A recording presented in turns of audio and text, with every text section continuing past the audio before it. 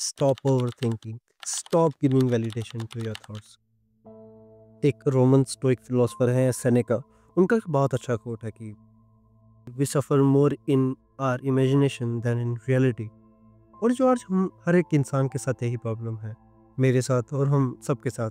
हम अपने विचारों में इतना खो चुके हैं कि हम जो भी दुख हो हम उन विचारों में ही अनुभव कर लेते हैं। और वो सब विचार भी हमारे दिमाग में है, वो शायद पॉसिबल है कि रियलिटी में हो भी ना। अगर वो होंगे भी, वो फ्यूचर की बातें हैं। और उनके दुख जो हमें शायद फ्यूचर में फेस करने पड़ सकते हैं, पर उनके हम दुख आज ही अनुभव कर लेते हैं। और जिसका इफेक्ट हमारे ब्रेन पर, हमारे दिमाग पर पड़ता है, जिससे हम स्ट्रेस में आते हैं, डिप्रेशन में चले जाते हैं, हमें एनजाइटी होने लग जाती है।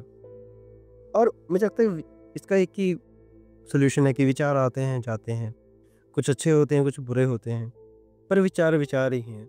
उनको इतनी वैलिडेशन देना, उनको रोक लेना, उनके ऊपर इतना गौर कर देना, क्योंकि एक विचार आता है ना, तो उसके पीछे 100 विचार होते हैं। एक बुरा विचार आया, एक अच्छा विचार आया, हम अगर उस विचार को पकड़ लेते हैं, उस विचार को ही ओवरथिंक करते, करते, करते हम बहुत दूर तक निकल जाते हैं। और इतने विचार के पीछे हम एक पूरी ट्रेन होती है, और उस विचार को हम इतना खोदते हैं कि हमें इतना दुःख होता है। पर रियलिटी में देखा जाए, वो विचार की कोई अहमियत है ही नहीं। वो विचार आता है, चले जाता है। जैसे हम एक रोड पर खड़े हैं और गाड़ियाँ आ रही हैं। हम दोनों साइड पर देख रहे हैं, अपने लेफ्ट और राइट गाड़ियाँ आती जा रही हैं। कुछ अलग कलर की हैं, कुछ अलग मॉडल्स की हैं। पर और गाड़ियाँ आती जा रही हैं, और वैसे ही विचार हैं, वो आते जाते जा रहे हैं। और हम ऐसे खड़े हैं, उनको आते जाते देख रहे हैं। इट्स ओके, हम कह रहे हैं कुछ नहीं होगा। और एक ऐसा विचार है, और एक ऐसी गाड़ी आई जिसको हमने देख लिया, उसको हमने अपने विचार में पकड़ लिया। वो ऐसी गाड़ी थी, उसका रंग ये था, वो इस मॉडल की थी।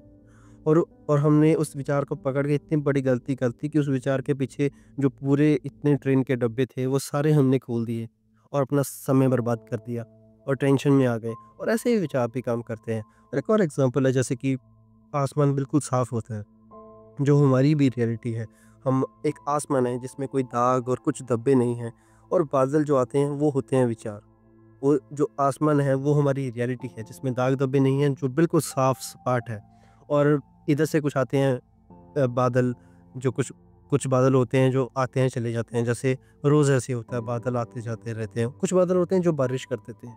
और वो बादल हैं, वो बादल हमारे वो विचार हैं जो जिसको हम अपनी वैलिडेशन दे देते हैं, जिसको हम पकड़ लेते हैं अपने दिमाग में, और जिस पे हम ओवरथिंक करना शुरू कर देते हैं। और वो जो बारिश है वो दुःख है, वो डिप्रेशन है, वो एंग्ज़ायटी है जो हमें उस बारिश से हुई है।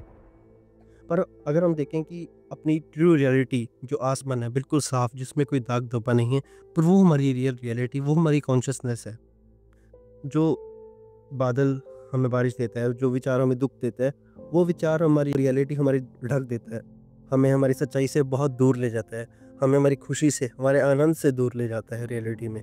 और यही बात है जो हर एक ज्ञानी, हर एक ओशो, जी कृष्णमूर्ति, अष्टावक्र, बहुत लोग कह चुके हैं, बहुत लोग, कि जो हमारी असली रियलिटी है, जो हमारा ट्रुथ है, जो हमारा ट्रू सेल्फ है, वो इतना साफ है कि जिसको हम अपने विचारों से ढक लेते हैं।